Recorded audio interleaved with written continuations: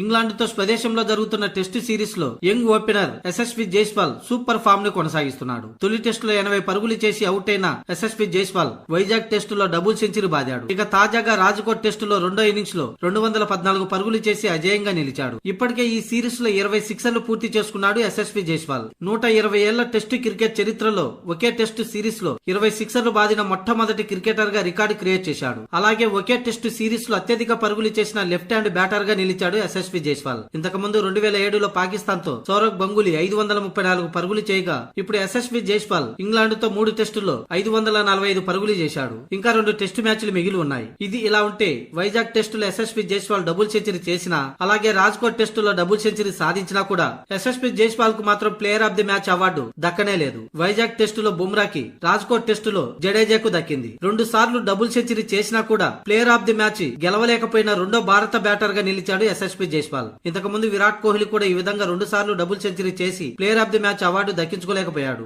ఏది ఏమైనా యువ బ్యాటర్ టీమిండియాకు అవసరమైన చోట చెలరేగా ఆడుతున్నాడు. మరో 2 ఏళ్లలో సీనియర్లందరూ దూరం కావాల్సిన సమయంలో యువ ఆటగాళ్లు ఇలాంటి ప్రదర్శన చేస్తూ ఆ లోటును భర్తీ చేయాల్సిన అవసరం ఎంతైనా ఉంది.